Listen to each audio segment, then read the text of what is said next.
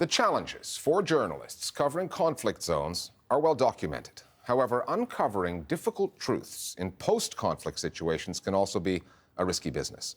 Northern Ireland, in a period known as the Troubles, 30 years of sectarian violence that ended with the Good Friday Agreement of 1998, is our case in point.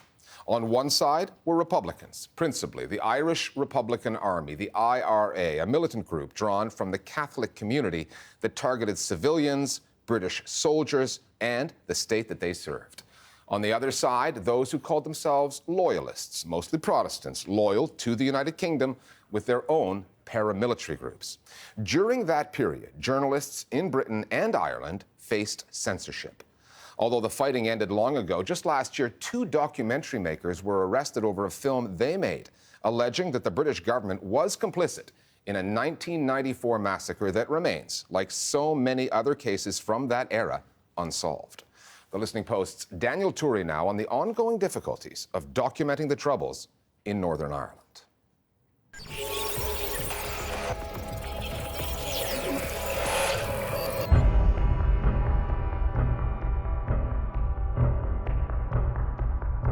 I was getting ready for work. There's a knock at the door.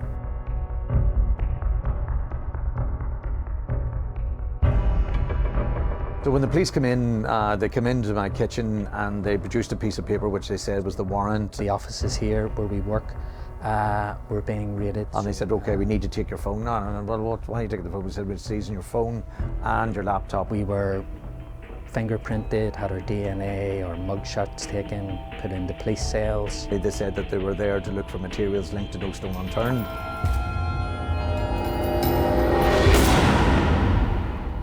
No Stone Unturned is a documentary that investigates the killing in 1994 of 6 unarmed Catholics in a pub in Northern Ireland. There were 6 innocent men. The film featured a confidential report written by a police ombudsman, a report which McCaffrey says he was sent anonymously. It showed that during the original investigation, police did identify one of the suspects as a police informant, which implied collusion on the part of the British state. But no one was ever convicted or even stood trial for the murders. I'll never forget their words. We will leave no stone unturned. I don't think they ever left a stone. Never mind turned it. One of the reasons for McCaffrey and Birney's arrests was suspected unlawful disclosure of information under the UK Official Secrets Act. Another was suspicion of theft. These arrests were made on the basis that the Police Ombudsman's Office had reported the theft of documents from its office. However, the Police Ombudsman's Office has come back and said very firmly, no, we did not make a complaint of theft. And the notion that they would be arrested and we hadn't heard any sign of those who they named and accused in the film being arrested, it was startling. Trevor, Birney and Barry McCaffrey had conducted a very important public service. This was a terrible murder, unsolved, and the evidence of collusion is very persuasive. And they have peeled back layers which have remained hidden for 25 years. I'm standing inside the Loughinisland internment camp. The difficulties faced by journalists reporting on the Troubles are as old as the conflict itself. Varying degrees of censorship affected media outlets across the board. In the late 80s and early 90s, members of certain organizations and those associated with them could be seen on TV, but not heard. News organizations got around the government ban on broadcasting their voices by using voice actors. We have here an opportunity for peace. However, other restrictions had long been in place, particularly for the public broadcaster, the BBC.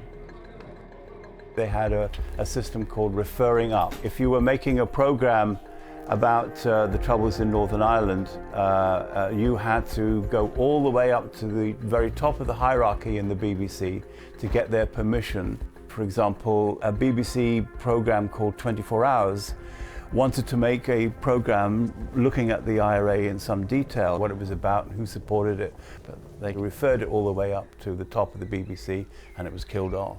The referral system was quite scary, actually, and I was daunted because it would end up with a big roundtable conference with the lawyer there, the head of editorial policy, the head of news, Deputy Director General, and you would have to literally justify pretty much every line.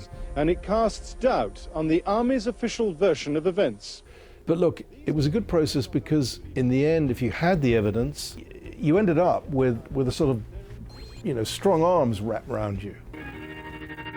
However, dozens of productions were censored, and not only at the BBC.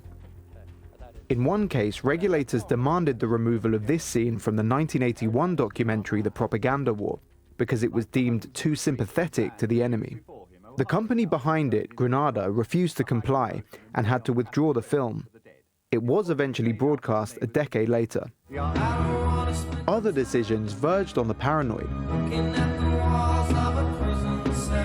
A music video by the rock group The Police was banned by both the BBC and ITV, all because of these Belfast street scenes. I think that the censorship, the first thing is that it was mild, and I certainly think it was understandable. There was a long terrorist campaign, and the governments didn't know what to do about it. And one of the ways that they tried to tackle it was through minor levels of censorship of what they thought were people who advocated terrorism. So I have no doubt about the fact that the media was fundamentally free and that it fundamentally used that freedom responsibly. In 1985, the BBC, under pressure from the government, banned the documentary Real Lives at the Edge of the Union because of its interview with a senior IRA member. Journalists across the country went on strike in protest, the disruption leading to messages like this being broadcast instead of news, and the film did eventually air 3 months later. Were you involved in military action yourself? I was involved actively on behalf of my people. It was one of many that pushed boundaries. For example, when the SAS shot dead IRA activists in Gibraltar, a program was made called Death on the Rock, and that produced an eyewitness, and her account contradicted the official version, which was that a warning had been given to the IRA people and they refused to surrender, and then they were shot dead. They put their hands up when they saw these men with the guns in their hands, but they couldn't say anything. There was no interchange of words. It was just shots. And I think that had enormous impact on public opinion. British and Northern Irish journalists reporting during the Troubles were not under direct government censorship, but neither were the media truly free. Today, 2 decades on from the landmark peace deal, the Good Friday Agreement, censorship is seen as a thing of the past. However, while the conflict may be formally over, the unsolved crimes from that period are proving too great for journalists to ignore. Collusion, the complicity of the British state in crimes committed by paramilitary groups, is the issue attracting the most attention, and as the documentary No Stone Unturned has demonstrated, the most controversy. There have been several definitions of collusion, ranging from the willful failure to record information to withholding evidence, right up to the more obvious definition of an agent of the state actively engaging with a paramilitary organization to kill someone. We do need journalists to look into collusion, but the trouble is the word collusion itself is very loaded, and there's a danger that it's become a kind of catch-all for everything bad that the security forces did. There's an attempt to establish a narrative of the IRA versus collusion.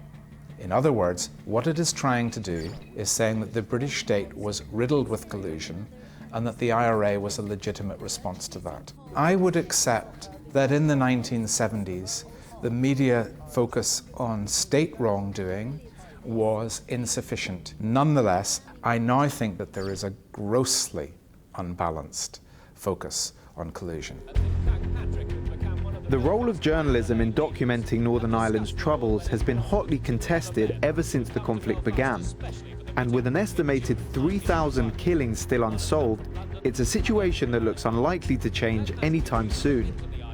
It's very clear that Northern Ireland needs to deal with its past. It's not just going to go away.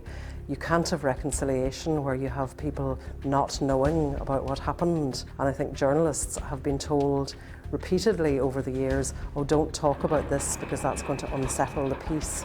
don't talk about that because you're supporting terrorism if you talk like that. And it's just not true. Journalism has to investigate the truth. That's what we're there for.